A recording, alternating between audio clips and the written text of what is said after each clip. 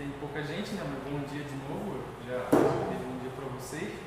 A gente vai começar a nossa terceira aula de discipulado e o tema de hoje a pergunta parece um pouco boba, né? O tema central, assim, mais geral, parece um pouco bobo. Mas aí eu queria perguntar para vocês, se vocês têm a resposta dessa pergunta. Então, a pergunta é, onde discipular? Alguém tem alguma... Onde vocês acham que é adequado discipular? Em qualquer lugar. Sim. Essa pergunta, ela talvez não traga o total sentido do que ela quer dizer. Ela não quer dizer onde discipular, assim, no lugar físico, por exemplo, sei lá, em casa, no trabalho. Ela não quer dizer isso. Ela quer dizer o ambiente, né, o contexto em que você vai discipular alguém. Então a gente vai entender melhor sobre isso para ficar mais claro, né, por que ele faz essa pergunta, onde discipular. E aí a gente vai falar nessa aula sobre a importância da igreja no discipulado cristão, o papel da igreja no discipulado, a indissociabilidade de Cristo e da igreja, a responsabilidade dos pastores e dos membros, qual é a diferença da responsabilidade de um do outro, e a relação de prestação de contas do discipulado. E aí, para entender melhor, eu queria trazer esse caso aqui. Você conhece um amigo no trabalho e ele te diz que quer conhecer mais a Jesus, mas que não gosta muito dessa ideia de igreja. E aí, o que a gente faz? Você dá um trabalho, aí você começa a conversar com alguém, você vê que a pessoa é um pouco simpática à fé, mas ela não quer saber muito de igreja, dessa coisa de igreja. Como que vocês procederiam? O que vocês fariam? Começar a falar para ela sobre Jesus, sobre a obra de Jesus. Sim. E aí, depois que vocês falaram sobre Jesus para ela, e ela resistindo à ideia de igreja, deixa ela ou... Eu vou explicar para ela que Cristo é o cabeça da igreja e que nós somos um corpo. E Cristo se move através da igreja, através de nós. Perfeito. É muito comum a gente ver pessoas que discipulam outras de uma forma totalmente segregada da igreja. E é esse o sentido dessa pergunta. Onde discipular? Não o lugar, mas o contexto. Em que contexto você vai discipular essa pessoa? Você vai só chegar e ficar explicando aspectos que são fundamentais da fé, ou você vai apresentar a fé de uma forma completa? E a igreja faz parte dessa fé, não é? Então, é interessante isso que a Silvia falou, de falar para a pessoa que Jesus é o cabeça da igreja. Não faz sentido você amar a Jesus, dizer que ama Jesus e não ama a igreja. Assim, eu amo Jesus, o que mata é o fã-clube. Tem aquela fala, né, que o pessoal costuma falar, que mata é o fã-clube. Mas é a mesma coisa que você dizer que, vamos supor, se você tem uma esposa, você fala, nossa, eu gosto da sua cabeça, mas o seu corpo eu não gosto muito. Eu acho que a pessoa não vai ter muito sucesso no relacionamento, né? Esse relacionamento provavelmente está fadado ao fracasso. E aí a gente traz um versículo. Você pode ler, Murilo, por favor? E sujeitou todas as coisas debaixo dos pés de Cristo, e para ser o cabeça sobre todas as coisas, o deu à igreja, a qual é o seu corpo, a plenitude daquele que a tudo enche em todas as coisas. Então, essa é a centralidade do que a gente vai falar hoje, que Jesus, quando a gente vai ensinar alguém a seguir a Jesus, a gente também tem que apresentar a igreja para a pessoa, a estrutura da igreja para a pessoa, porque é um ambiente natural onde o discipulado pode acontecer. Não faz sentido, assim como não faz sentido seguir a Jesus sem a igreja, também não faz sentido discipular sem a igreja, não é sábio. E a gente vai entender porque não é sábio. E muito menos fazer igreja sem discipulado. E a gente conhece muitas igrejas onde não existe isso, discipulado. Eu, por exemplo, sou cristão desde que nasci, vim para essa igreja aqui com 21 anos de idade, e desde então eu não tinha nenhuma noção do que significava discipular. Discipular para mim era a classe de de novos convertidos que a gente fazia para se batizar. Então, isso é muito importante, a gente ter essa noção de que discipular é uma coisa que precisa estar intrínseco, precisa estar amalgamado na igreja, porque é um sinal de uma igreja saudável. E, muitas vezes, o que acontece em algumas igrejas? Eu fiz aqui um cálculo matemático, não matemático, né? Que é a soma de uma cultura cristã, tradicional, religiosa, que são aquelas igrejas onde todo mundo é carrancudão, que vai lá, faz o que é como se fosse um rito, faz o que tem que fazer, acabou, pronto, vai embora, aquela coisa mais fragmentada, feridas com condutas erradas, pessoas que passaram por igrejas onde elas foram machucadas, onde elas foram feridas, onde a pessoa presenciou um mau testemunho, né? Ou às vezes mesmo, não sei, né? Às vezes isso é relativo, às vezes a própria pessoa, né, também fez alguma coisa, né? Mas vamos colocar assim, feridas com condutas erradas, que tem muito isso hoje em dia, né? Não é fácil achar uma igreja saudável hoje, isso é bem preocupante.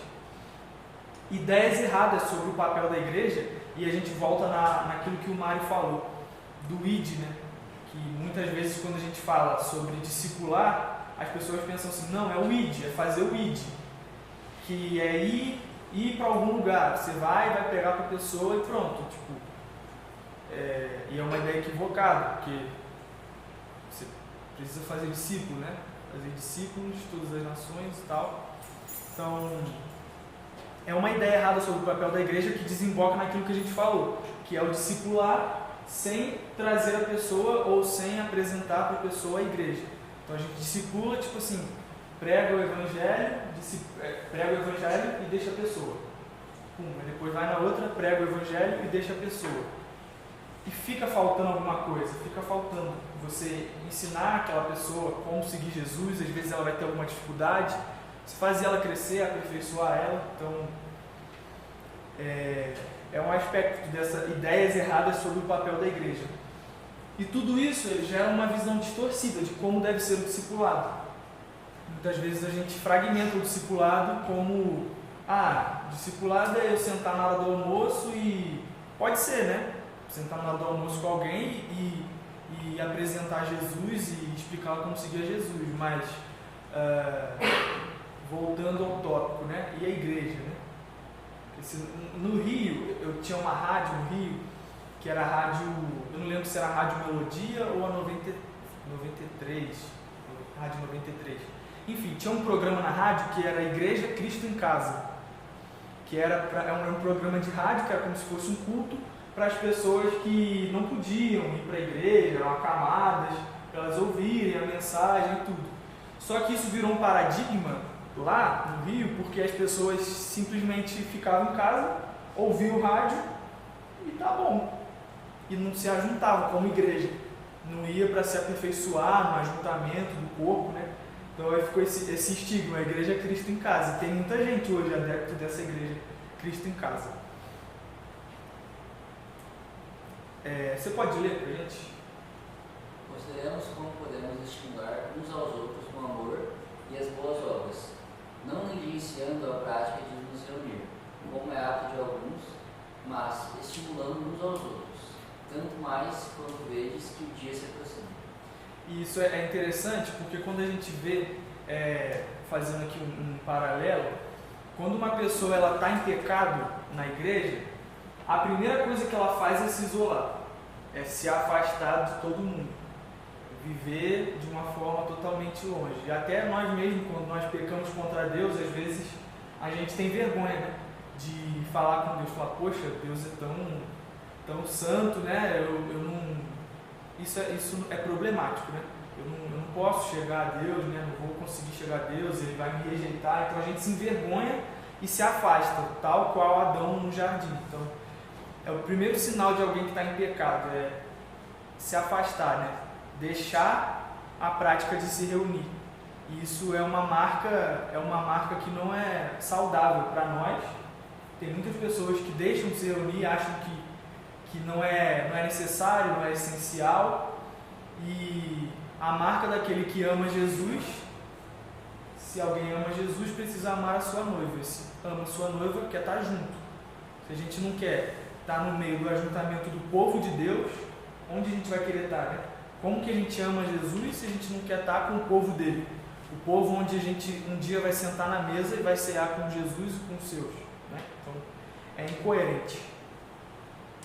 Se alguém quiser, no meio do que eu estou falando, levantar a mão, falar, fica à vontade. A igreja local reunida é responsável pela pregação de todo o conselho de Deus por meio das pessoas dotadas para esse propósito.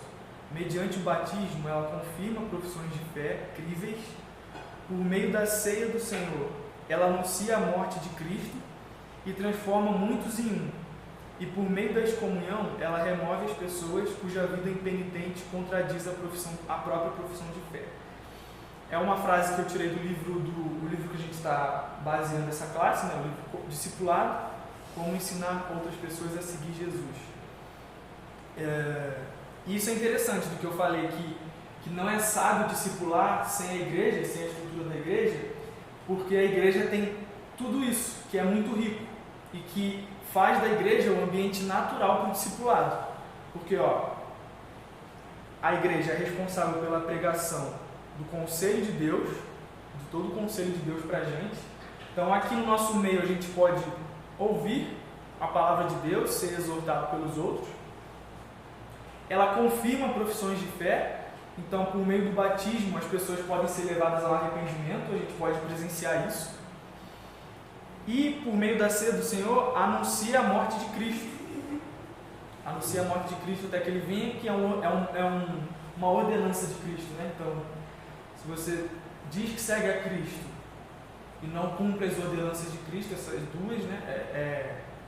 Você vê que as duas ordenanças que Jesus deixou, elas dizem respeito à igreja. Porque como você vai ser batizado, você pode ser batizado, que nem Filipe batizou, né? O eunuco, certo? Eunuco. Mas hoje em dia a gente sabe que as pessoas são batizadas a priori nas igrejas. Então você tem um corpo ali onde acontece o batismo, é uma confissão pública o batismo, né? Do seu arrependimento, da sua profissão de fé. E a ceia do Senhor, ela é também feita em comunidade com todos juntos, lembrando, né? E anunciando a morte do Senhor.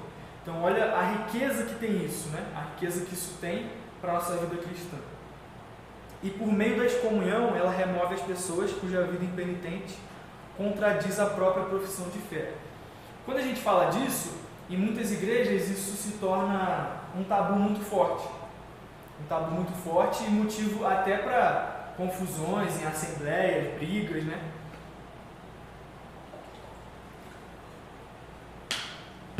Porque as pessoas pensam que amar, eu até coloquei na enquete, né? As pessoas pensam, têm uma ideia muito errada de que amar é aceitar tudo incondicionalmente e não corrigir. Se você ama alguém e vê a pessoa indo para um precipício, você precisa chamar a atenção dela. Pô, você vai cair, você vai morrer. E a igreja faz isso por meio da disciplina e se a pessoa não demonstrar arrependimento, demonstrar um coração duro, a excomunhão, que é uma prática que Jesus e os apóstolos deixaram para a igreja, para que a gente remova do nosso meio pessoas que não condizem com o que professam, que dizem crer. E isso parece estar totalmente desconectado do discipulado, mas não está. Porque o discipulado é uma relação intencional onde uma pessoa ajuda a outra a seguir a Cristo. Se a pessoa que eu estou discipulando, você vê que ela incorre num pecado, você exorta ela, você ajuda ela, exorta, e ela continua deliberadamente, você precisa disciplinar a pessoa precisa ser disciplinada. Então você vê como que a disciplina vai acontecer no contexto da igreja, para que ela cresça e amadureça e consiga entender a total extensão do pecado dela e como ela precisa mudar. E ali nesse meio dessa igreja, nesse corpo unido, ela vai ser aperfeiçoada, vai ser tratada e vai ser levada ao arrependimento. Agora, se ela não quiser se arrepender, aí ela vai ser excluída, porque ela não faz parte desse corpo. Então, olha como que o discipulado é importante. Parece uma coisa totalmente desconexa, mas veja, o discipulado fora da igreja, ele não tem esse aspecto da disciplina, de levar a pessoa a ter a consciência do pecado dela, né? Então a gente vai falar um pouco mais. Pode falar por aí, né? Quando você fala de discipulado fora da igreja, qual a diferenciação? Entender? Tipo, que não seja na igreja local? É que eu estava falando aqui que o tema dessa aula é onde discipular. Aí quando a gente fala onde discipular, parece que a gente está falando do lugar. Então, não é que todo mundo tem que vir aqui no prédio da igreja ou no momento que a gente está se reunindo e fazer o discipulado aqui, o momento do discipulado. Não é isso, mas você, enquanto está discipulando a pessoa, precisa apresentar a estrutura da igreja. Porque como que você vai ensinar alguém a seguir a Jesus sem a igreja? Porque é um corpo, a igreja é o corpo de Cristo, não tem como. Você está enganando a pessoa, você está levando a pessoa para o engano. Ela achar que ela vai ser o corpo de Cristo sozinha. Então, eu sou a igreja, eu não preciso ir para a igreja. Então, isso é engano, entendeu? É isso que eu quero dizer. Muitas pessoas, elas discipulam as outras. Por exemplo, vou pegar um exemplo aqui fictício. Minha mãe falou de Jesus para a vizinha se tornou simpática à fé e ela começa a ensinar a Bíblia para a vizinha. Só que aí a vizinha fala assim, mas eu não sou muito chegada em igreja. Não daria mais para o evangelismo? Oi? Não daria mais para o evangelismo? De certa forma, se você não está apresentando, se você não está ensinando a pessoa a seguir a Jesus, porque assim, o evangelismo é quando você apresenta o evangelho para a pessoa e ela diz que creu. Aí ela creu. Aí existem pessoas que elas continuam. Aí vão apresentando mais coisas, assim, aspectos mais fundamentais assim, da fé. E vão apresentando. E vai. Aí a pessoa já creu, disse que creu. Só que aí você não apresenta a igreja para ela. Entendeu? É isso que eu quero dizer. É como se, não, mas vai, lê a Bíblia, ora, tal, jejua, lê a Bíblia, ora, vigia, tal. E, sabe, a pessoa vai tendo uma falsa ideia de que está crescendo na fé. Só que não está crescendo na fé, porque ela não está junto com o corpo de Cristo, sabe? Mas é preciso te falar para ela sobre o batismo, né? Exato. A gente inseriu no código. Exato. Então é um grande perigo. Às vezes a gente está no trabalho, ou na faculdade, ou na escola, e alguém começar a ser simpático à fé, a gente prega o evangelho, a pessoa creu, e aí fica naquilo, sabe? E o resto, né? E o crescimento, né? Até porque a vida em igreja é incontornável. É superficial, né? Exatamente. Ô Gabriel, é só uma pergunta assim, que não sei se mais alguém talvez possa ter, mas é uma questão que pode surgir. Isso significa ou não que, por exemplo, o discipulado tem que acontecer necessariamente entre discipulador e discipulando da mesma igreja local? Ou pode acontecer de forma pontual, por exemplo, de eu discipular ou ser discipulado por alguém de uma outra igreja local, bíblica, coerente, séria, mas que não seja necessariamente a minha? Na minha opinião, eu penso, estudando esse capítulo, eu penso que não é sensato você ser discipulado por alguém de outra igreja. Porque você está nessa comunidade. É essa comunidade que vai prestar conta sobre a sua vida. É o seu discipulador, é o seu pastor que vai prestar conta sobre a sua vida. Se alguém de outra igreja te discipula e você começa a entrar deliberadamente em pecado e a pessoa vai e te exorta e você não se arrepende, o que ela vai fazer? Ela não pode fazer nada, entendeu? Aqui, se isso acontece aqui, você pode ser exortado, você pode ser disciplinado, entendeu? Então você vai ter toda uma estrutura que vai te impulsionar para você crescer. Agora, se você está sendo discipulado por alguém de outra igreja, entendeu? Ainda que sejamos o mesmo corpo, o corpo de Cristo, né? Se eles creem, se eles seguem a Cristo e creem em Cristo, né? Não é uma igreja herege, ainda assim é uma comunidade diferente.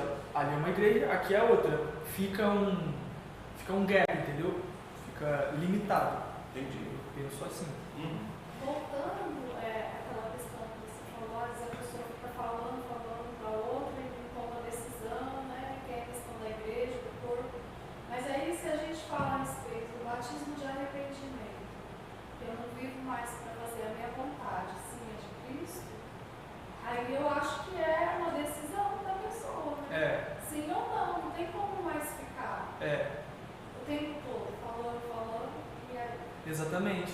Porque senão a gente cria, como na fé católica, os crentes não praticantes. São pessoas que dizem que creem em Cristo, mas não vão para a igreja. Não ceiam, não comungam com o corpo, então fica fragmentado. É uma fé tola, é uma fé enganosa, que não se aplica na prática. É uma fé só no campo das ideias. E quando é uma pessoa que não tem condições de ir para a igreja, a gente discipula essa pessoa, aí nesse caso é meio que ok ela não ir para a igreja porque ela não tem condições? Então, essa é uma pergunta interessante que você fez, porque assim, se essa pessoa, olha só como que é, imagine, a pessoa é acamada, ela não pode ir para a igreja, e você discipula ela, e não apresenta a igreja para ela, a estrutura da igreja para ela. A única pessoa crente em Jesus que ela vai ter contato vai ser você. Então, lógico, você vai falar e vai pregar para ela, mas vai limitar o crescimento dela. Agora, veja o outro lado da moeda. Se você apresenta a estrutura da igreja para essa pessoa, e mesmo que ela não tenha condição de ir, a igreja vai visitar, entendeu? Que é o papel da igreja. Então os irmãos vão lá, vão visitar. Então, de certa forma, ela vai ter uma comunhão. Então, eu lembro que tinham irmãos em outra igreja que eu participei, que eles eram acamados, não podiam ir para a igreja. E aí, quando tinha ceia, de vez em quando, não era sempre, né? Porque não era sempre que dava para todo mundo ir lá. Eles iam lá, todo mundo, faziam um culto lá, a pessoa ceava, eles conversavam, então ela tinha aquela comunhão com aquele corpo, sabe? Ela sentia que ela fazia parte do corpo de Cristo. E aí ela podia crescer. Então, aí faziam grupos pequenos na casa dessa pessoa, as pessoas iam lá, entendeu? Então, olha a diferença. Mesmo assim, a igreja ainda é superior nesse sentido do que a não igreja, entendeu? É interessante essa pergunta. E voltando ao que a gente falou da estrutura de autoridade da igreja, Jesus deu essa autoridade a Pedro e depois aos apóstolos, de confirmar a profissão de fé dos outros. Então, ele fala: agora eu digo que você é Pedro, e tudo que você ligar na terra será ligado no céu, e que você desligar na terra será desligado no céu. Então ele dá essa autoridade a Pedro, aos apóstolos, e depois ele dá à igreja. Ele fala que Mateus 18, do 15 ao 20. Alguém pode abrir aí, por favor?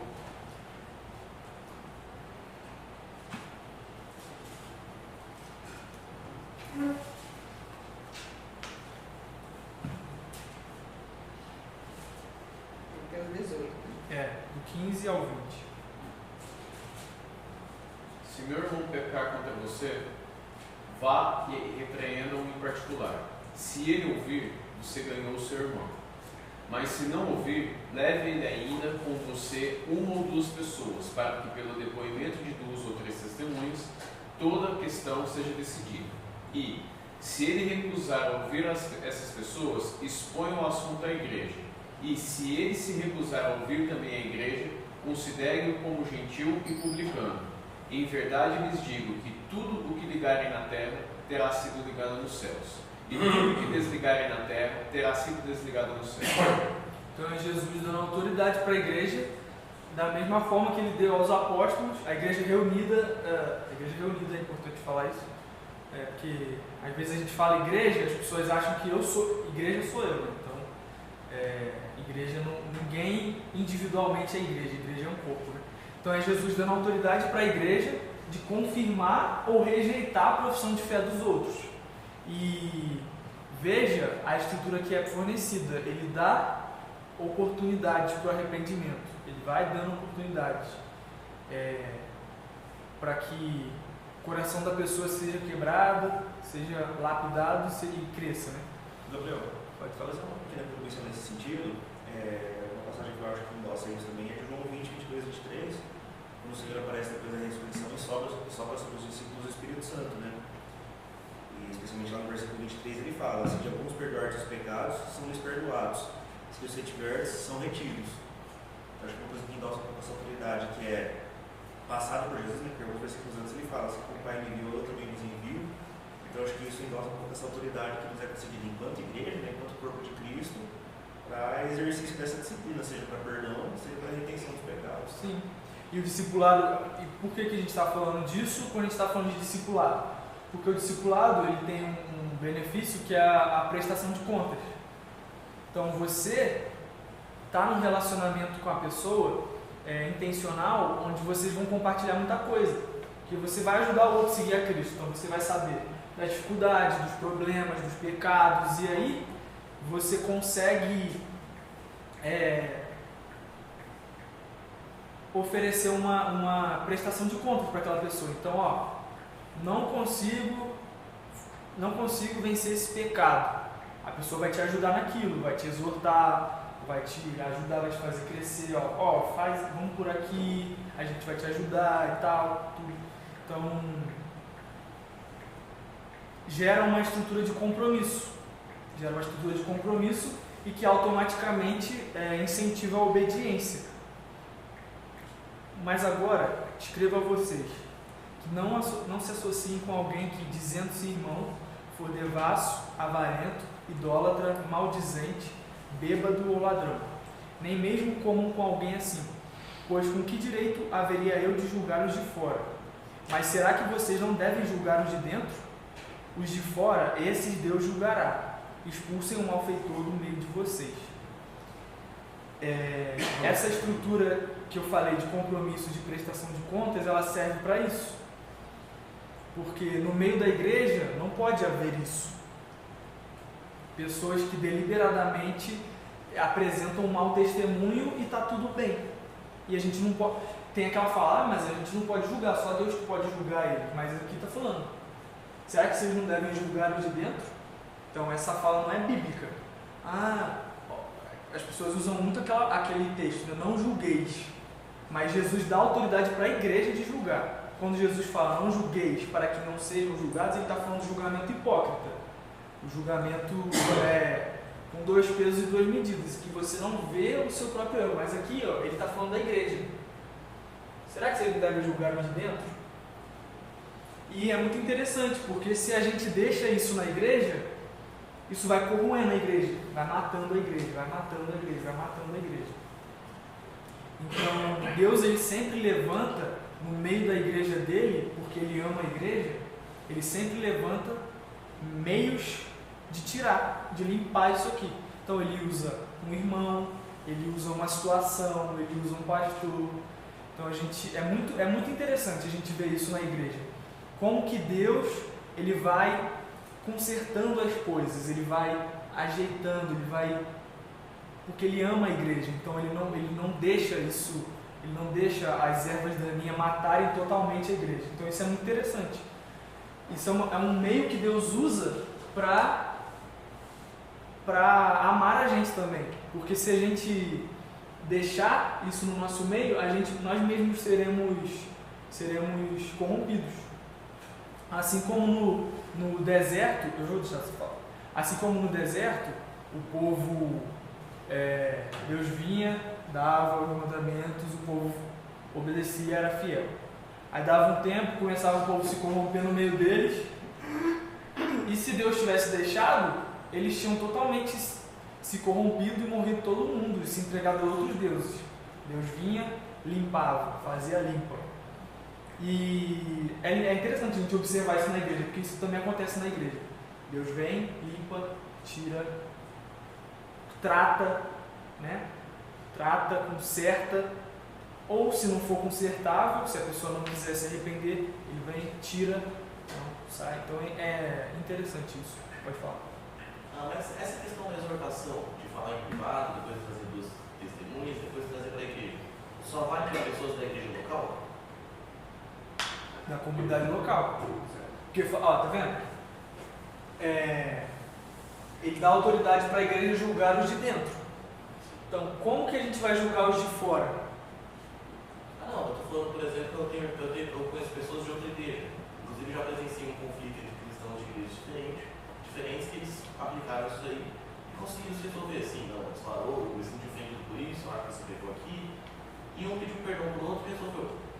Assim, pessoas de igrejas diferentes, que estão na mesma igreja universal, assim, corpo de Cristo, mas são de igrejas locais diferentes. Aí eu pergunto se uma pessoa funciona ou não. Eu acho, assim, pessoalmente, depois eu acho que a gente pode conversar, talvez tirar uma dúvida de uma forma mais aprofundada. Mas pessoalmente, depois de estudar isso aqui, eu acho que não é funcional, entendeu? Porque foi o mesmo caso que eu falei com ele. Se a pessoa não se arrepender, o que você vai fazer? Como que você vai tratar, entendeu? Por exemplo, você veio e falou com ela não se arrependeu. Aí você vai levar mais um, ela não se arrependeu. Aí você tem que levar para a igreja. Como que você, membro de uma igreja, vai chegar numa outra igreja e vai propor em assembleia para um caso de alguém que pecou para o pessoal, entendeu? E às vezes aquela igreja comum de uma coisa é diferente. Não é aplicável. E você também não sabe a profissão de fé da pessoa, você não sabe o testemunho daquela pessoa, você não vive em comunhão com ela. Então, por exemplo, vocês que estão aqui, eu sei que vocês são crentes, vocês são cristãos, vocês são fiéis a Deus, vocês têm um bom testemunho. Agora, uma pessoa de fora, beleza, eu sou amigo dela, eu conheço ela, mas eu não tenho comunhão com ela na igreja, no meio da comunidade. Eu não sei o testemunho dela, entendeu? Eu não sei se ela é fiel a Deus, eu não sei se ela serve os irmãos, eu não sei se ela ama a igreja, eu não sei se ela ama os irmãos, entendeu? É nesse sentido que eu penso que não é aplicável, entendeu? Não é funcional. Mas depois a gente pode conversar melhor sobre isso. Talvez com o Mário ou com o João, depois a gente pode tirar melhor essa dúvida. Se eu estiver errado, a gente corrigir isso. Mas é a minha opinião.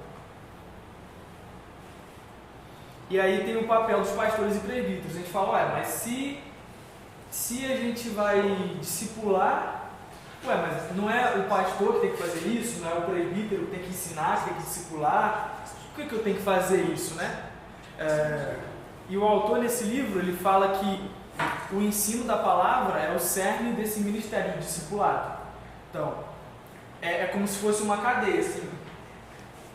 Vamos supor que esteja do zero. Você prega o evangelho para a pessoa, aí alguém ensina e depois ela é discipulada. Então os pastores primeiro pregam o evangelho, ensinam e discipulam. E aí eles discipulam os membros para que os membros possam discipular os outros. Então o cerne, o início desse ministério de discipulado, ele reside no ensino da palavra. Então o pastor ensina a palavra e aí vai fazendo um guarda-chuva, assim, vai fazendo eu esqueci a palavra, mas vai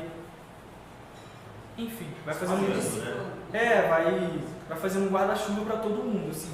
Então ele ensina um, esse um ensina o outro, esse outro ensina o outro, isso vai abrangendo todo mundo. Uma corrente. Então, e olha como que vira uma força da igreja. Imagina, se um discipular o outro, todos sendo ensinados, todos crescendo, vira uma coisa muito interessante, muito importante. Por isso que as igrejas que não ensinam a palavra são perda de tempo. Imagine, você vai numa igreja onde às vezes você consegue tirar alguma coisa que ensina a palavra. É perda de tempo, é tolice, né? E além disso, os pastores e os presbíteros, a responsabilidade deles é ensinar a igreja o que significa discipular. Então eles nos ensinam o que significa isso para que nós ensinemos uns aos outros. Então não é atribuição, não é privativo do pastor ou do presbítero ensinar e discipular. Ele faz isso para ele ditar assim o norte, assim, olha gente, é assim que faz.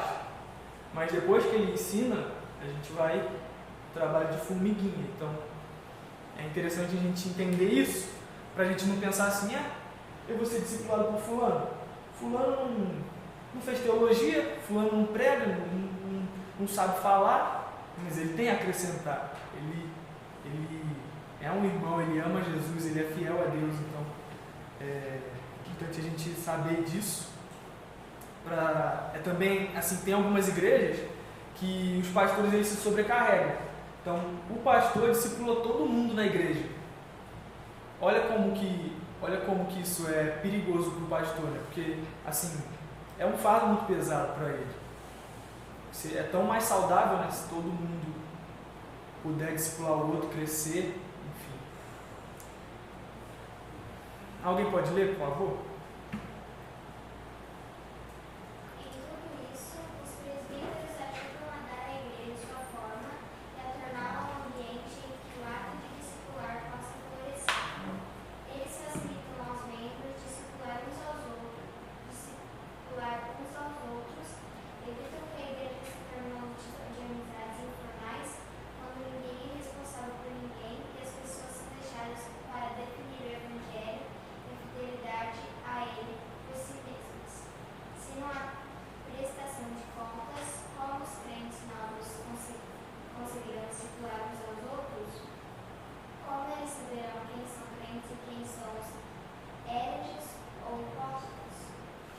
Perfeito. Então,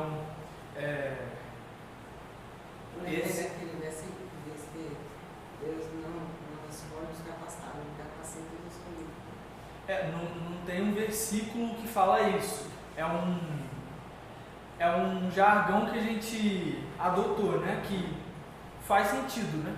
Mas não é bíblico, mas... Tem pessoas que nem sabem ler nem escrever e são tão preparadas para falar. E pregam, falam. Tão capacitadas, mas não sabem. Pois é. Não conhecem. É uma verdade assim pra gente, né? Deus ele capacita o seu povo para que a igreja cresça, né? Porque ele ama a igreja. Então, como a gente leu aqui, se os pastores e os presbíteros não tiverem esse papel de exortar e pastorear mesmo a igreja, vai se criar uma igreja onde o irmão está passando necessidade, ninguém está nem aí, ó. Eu entro, assisto, e é realmente isso que as pessoas fazem, assistem o culto, que às vezes você vê, a gente que participa do Ministério de Música, a gente vê lá de cima, a pessoa nem abre a boca para cantar um louvor a Deus. Ela está assistindo o culto, ela veio para assistir, é um show, entendeu? Ela é um espectador. Então a pessoa vem, assiste o culto, acabou, o pastor acabou de pregar, antes de acabar a última música, já levanta e sai, não quer nem saber se ainda está acontecendo o culto ainda, levanta e sai e não quer saber se o irmão está com problema financeiro, se o irmão está doente, se ele precisa de alguma ajuda, se alguém precisa que a hospitalidade seja exercida, né? Precisa de algum lugar para ficar, ou se essa pessoa mesma está com algum problema, ela não procura ajuda, não quer saber, é o orgulho, né? É o orgulho, eu me basto em mim mesmo, não preciso de ninguém e não vou ajudar ninguém porque cada um por si, não tem nada a ver com a vida de ninguém, né? Ninguém fala isso verbalmente, mas as atitudes elas mostram. Então, e aí é o cerne do ministério dos pastores e presbíteros, porque eles facilitam, eles ensinam como que pode ocorrer essa estrutura de discipulado para que a igreja não vire um clube, um grande clube, né? Onde, legal, sou seu amigo, pá. Aí você chega aqui, ri para todo mundo, brinca com todo mundo, chega em casa, ninguém sabe o que você está passando, você está lá sofrendo, ou com dificuldades, seja financeiras, emocionais, espirituais, e ninguém sabe, porque virou um clube, né? Então, é a importância do discipulado e da prestação de contas, que assim você pode, como o corpo é realmente onde a comunhão pode ter o seu expoente máximo. E aí, uma coisa que eu queria perguntar, uma pergunta de reflexão. Se os presbíteros eles facilitam os membros a discipular uns aos outros. E a prestação de contas é fundamental para a gente crescer como igreja, como corpo de Cristo. E para a gente diferenciar quem são os hereges, quem são os hipócritas, quem são os orgulhosos e quem são os fiéis. Será que a profissão de fé de alguém que não aceita ser discipulado é válida? É uma pergunta que eu queria deixar aí para vocês pensarem. Será que realmente alguém que fala, não, eu não quero ser discipulado, eu não aceito, será que é válida a profissão de fé dessa pessoa? A gente deveria achar normal isso? Achar válido isso? Se é uma pessoa que não tem noção assim, do que é o discipulado, eu acho que eu não sei falar muito bem, a gente ensina, né? Olha, mas você não é oratória, é discipulado, você vai ajudar outra pessoa a seguir a Jesus, você vai ajudar outra pessoa a crescer, a gente ensina a pessoa vai entender. Agora, se é aquela pessoa que fala, não quero ser discipulado, não vou ser discipulado e não vou discipular ninguém, não tenho nada a acrescentar e ninguém tem nada a acrescentar, todo mundo é humano aqui, ninguém tem que me discipular. É válido? Será que a profissão de fé dessa pessoa é válida? Será que ela está no cerne de Cristo? Será que ela entendeu o que é ser igreja? Será que ela entendeu? Eu acho que nem você falou, se é uma coisa que é feita consciente, deliberadamente, não, porque isso é pecado, e aí você naturalmente está dizendo que você professa uma fé, mas sem se arrepender. Se a pessoa entender que é uma dificuldade, na qual ela se arrepende, que ela quer mudar, tudo bem. Tem um processo também paulatino de santificação e tudo mais. Sim. Agora aí a pessoa está realmente deliberadamente pecando. Então, a fé sem arrependimento, na minha opinião, não é válida. Pois é. Então... E aí fala em 2 Timóteo 4,3, dentro disso, virá o tempo em que não suportarão a sã doutrina. Pelo contrário, se rodearão de mestres segundo as suas próprias cobiças, como que sentindo coceiras nos ouvidos. Então, Paulo ele já previu esse tempo, onde as pessoas não vão suportar ouvir que estão erradas. Essa pessoa que não aceita ser discipulada, que não quer ser discipulada, é porque ela não quer que ninguém fale para ela que ela está errada. Ela não vai dizer isso, ela não vai confessar isso, mas ela não quer. É exatamente isso. As obras dela, as atitudes dela mostram isso. Ela não quer ter alguém onde ela tem que prestar contas da vida dela, porque ela acha que ela se basta sozinha, entendeu? Que ela sozinha vai ser igreja. E isso não é bíblico. E Paulo fala para Timóteo, para ele, que esses tempos sombrios e horríveis chegariam. Né? As pessoas não iam suportar ouvir. Olha, você está em pecado, você precisa mudar isso. Isso é uma doutrina humana, isso é mundano, se arrependa. As pessoas não querem ouvir isso, por isso elas não querem ser discipuladas. E por isso que é tão importante a igreja, porque somente na igreja a gente consegue fazer essa diferenciação de quem é hipócrita e de quem não é. Se você não tem essa estrutura da igreja, essa estrutura de prestação de contas, fica vago, fica solto, fica... o Deus dará, assim, sabe? Tipo, tudo bem ela ser assim, tudo bem ela fazer isso, então. E aí fala, lembrai-vos, Hebreus 13:7, lembrai-vos dos vossos líderes, que vos pregaram a palavra de Deus, e considerai o resultado do seu estilo de vida, e imitai-lhes a fé. Muitas vezes as pessoas pensam assim, eu não quero ser discipulado porque todo mundo é humano e eu preciso olhar para Jesus. Todo mundo é pecador, todo mundo peca, mas a Bíblia não fala isso. Todo mundo peca, a Bíblia fala isso, mas a Bíblia não fala que você não tem que olhar para os seus irmãos. Fala, lembrai-vos dos vossos líderes, dos líderes de vocês, que pregaram a palavra de Deus para vocês, imitem a fé deles, cresçam com eles. Olhem para eles e vejam o que de bom eles têm, que é admirável, que você pode acrescentar para você, você pode crescer. Então, eu tenho meus pecados, o João tem os pecados dele, mas ele tem as virtudes dele, que eu não tenho, e que eu posso olhar para ele, aprender com ele e crescer com ele. Então, se eu pegar uma coisa boa do João, uma coisa boa do Murilo, eu já vou ser melhor do que eu seria sozinho. Porque eu sozinho não ia saber como ser desse jeito, como melhorar desse jeito. E eu olhando para eles, eu posso entender como eu posso ser melhor. Então, e aqui é importante esse primeiro negrito aqui, os vossos líderes. É muito legal, às vezes, a gente vê uma pregação na internet, a gente vê um vídeo, né, um pastor pregando, mas essas pessoas que a gente vê e acompanha, elas não têm responsabilidade nenhuma sobre a nossa vida. Tipo, elas não têm que prestar contas a Deus sobre nossas vidas. Os nossos líderes, não. Deus vai cobrar deles. Então, é legal a gente assistir uma pregação, mas a gente precisa imitar a fé dos nossos líderes, aqueles que estão aqui. Então olha para o pastor Oscar, olha para o Mário, olha para o Washington, para o Rafael Ramos, para o Marquinhos, para o... Falei todos? Falei, né? O Marquinhos. Então, preste atenção na vida deles, o que de bom eles têm, o que você pode aprender com eles, né? Seu líder de GP, o que você pode aprender com ele? Então é importante isso, o estilo de vida deles. E isso também é legal porque se eles não tiverem um estilo de vida que você possa imitar alguma coisa, eles precisam ser corrigidos, não é porque eles são líderes que eles são intocáveis. Então você precisa exortar eles. Então, se o pastor Oscar, você vira uma coisa que está errado, que da postura dele, a forma como ele, sei lá, ele trata a família, trata a esposa, você fala, pastor, mas isso não condiz, o senhor precisa amar sua família, precisa amar sua esposa.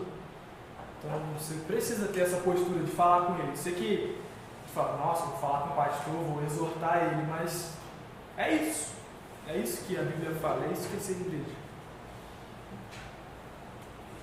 Aí, Romanos 10, do 12 ao 16, ele fala das nossas responsabilidades uns para com os outros. E aí, alguém pode ler para mim? Pois não há distinção entre judeu e grego, uma vez que o mesmo é o Senhor de todos, rico para com todos que o invocam. Porque todo aquele que invocar o nome do Senhor será salvo. 12 do 10 ao 16? 10 do 12 ao 16. Não, 12 do 10 ao 16. É porque... Tá errado ali. Sorry. 12 do 10 ao 16. Amai-vos cordialmente uns aos outros com amor fraternal, preferindo-vos em honra uns aos outros. No zelo não sejais remisos, sede fervorosos de espírito, servindo ao Senhor. Regozijai-vos na esperança, sede pacientes na tribulação, na oração perseverantes. Compartilhai as necessidades dos santos, praticai a hospitalidade. Abençoai os que os perseguem, abençoai e não amaldiçoeis. Alegrai-vos com os que se alegram e chorai com os que choram. Tende o mesmo sentimento uns para com os outros. Em lugar de seres orgulhosos, condescendei com o que é humilde, não sejais sábios nos vossos próprios olhos. Aí ele fala aí muitas responsabilidades que nós como igreja precisamos ter uns com os outros na relação do discipulado. Vocês conseguiriam enumerar pelo menos 6 para mim? Eu botei um aqui, se vocês puderem falar mais 5 dentro desse versículo aí. Ele fala, amai-vos aos outros com amor fraternal. E os outros? E outro? Só que ser fervoroso no espírito não é uma responsabilidade um para com o outro, entendeu? Eu queria que fosse responsabilidade que ele elenca nesse texto, que seja eu para com a igreja, eu para com o meu irmão. Isso. Então, amar um ao outro, a gente vai amar o outro. Compartilhar as necessidades. Compartilhar as necessidades. E mais o quê? Praticar a hospitalidade. A hospitalidade. Empatia, né? Chorar com os que choram, se alegrar com os que se alegram. Isso. Chorar com os que choram. Mais o quê?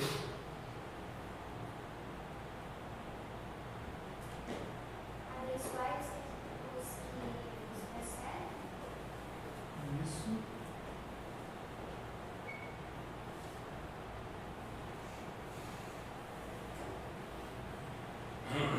Mais o quê?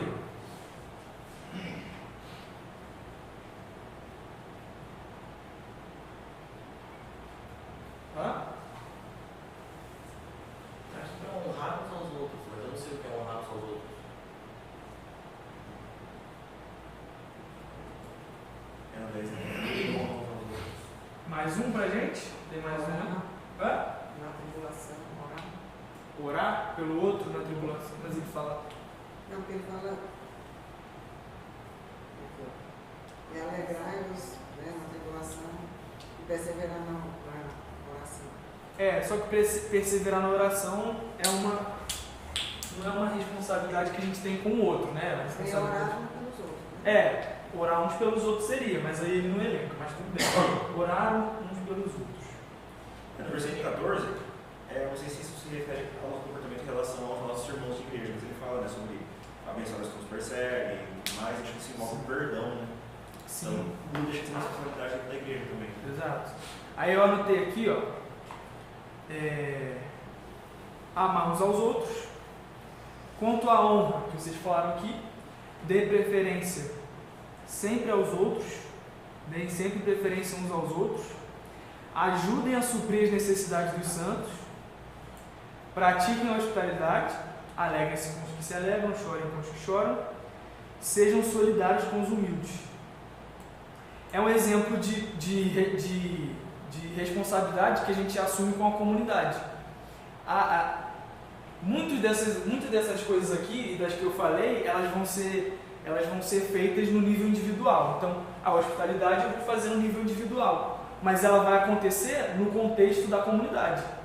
Sem a comunidade, isso aqui não é possível de acontecer. Então, é muito importante. E por isso que o discipulado ele precisa acontecer no contexto da igreja. Porque a pessoa que está aprendendo a seguir Jesus, ela vai ver tudo isso aqui acontecendo. E ela vai entender de uma forma muito mais natural o que é seguir a Jesus, do que se ela tivesse isolado sozinha. Por isso que não é possível ser igreja sem estar na igreja.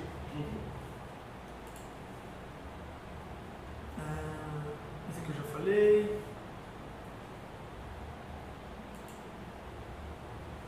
Aí, essa frase aqui. Alguém pode ler, por favor? Formalizar nossas obrigações mútuas como congregação, ajuda-nos a nos comprometer com cada pessoa que se une à igreja. Também auxilia em relação ao senso de dever, responsabilidade e a molda nossos relacionamentos de discipulado. Exato. O autor, ele fala assim: eu sou mais responsável pelos meus filhos do que por outras crianças. Assim como eu me torno mais responsável por vocês que estão aqui e vocês por mim do que por outras pessoas. Entendeu? Então, por mais que outras pessoas de fora também sejam, ou de outras igrejas, também sejam corpo de Cristo, a gente aqui é mais responsável pela gente do que por elas. Então, são níveis. Então, por isso que a gente precisa se comprometer com cada pessoa que se une à nossa igreja, porque ela é a nossa responsabilidade. E isso vai ajudar o nosso dever de fazer um relacionamento de discipulado saudável, coerente com Cristo, coerente com a igreja. Então, eu achei muito importante essa frase, de formalizar nossas obrigações. Porque quando a gente vê aquele texto de Romanos 12 que a gente leu agora, do 10 ao 16, parece que é uma coisa opcional. Então, pratica a hospitalidade. É opcional, se eu não quiser, entendeu? Ajude os necessitados. Se eu não quiser também, eu não ajudo. E tá tudo bem. Dê preferência à honra, dê preferência ao outro em relação à honra. Então, dê preferência a honrar o outro do que ser honrado. Isso é muito difícil. Chorar com os que choram. A gente não quer chorar com os que choram. Às vezes o irmão está chorando no culto, a gente olha assim e fica, não sei o que eu vou falar para ele. Deixa ele lá, Deus vai cuidar. Senhor, cuida dele. Só que não é isso que Jesus quer, né? Jesus quer que a gente chegue lá e participe da dor dele. Então, importante, formalizar nossas obrigações, a gente enxergar isso como obrigação e não como eu posso fazer. Não, eu tenho que fazer. É minha responsabilidade. Com cada um que se une à igreja, não só com aqueles que estão no teu grupinho, na sua... E é natural que a gente tenha mais afinidade com umas pessoas do que com outras. Não tem como a gente ser hipócrita aqui e falar que nossa igreja acho que tem 280 membros, 180 membros, não sei ao certo. Mas é ser hipócrita eu falar que eu tenho que ter relacionamento profundo com todo mundo, eu não vou ter. Mas, se eu ver uma pessoa passando necessidade, eu vou simplesmente ignorar porque eu não tenho intimidade com ela. Poxa, nós somos um corpo, então nós precisamos ter essa sensibilidade, e não só essa sensibilidade, como essa obrigação, essa responsabilidade.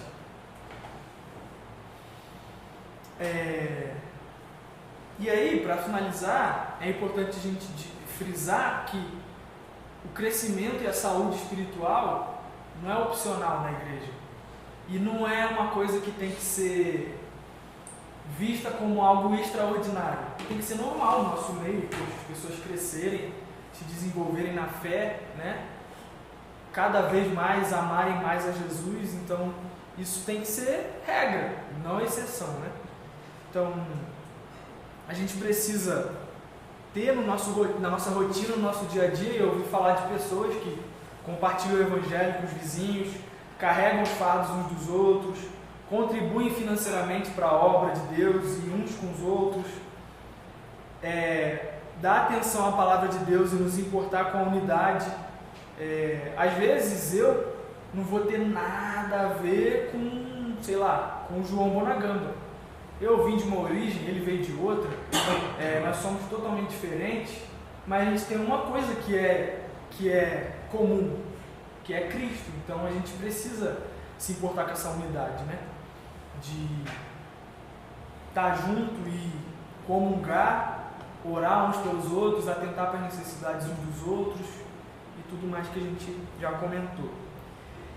E por isso tudo que a gente comentou aqui, conversou, a igreja local é incomparavelmente mais bem preparada para assumir o trabalho de discipular crente do que apenas a iniciativa puramente individual e isolada.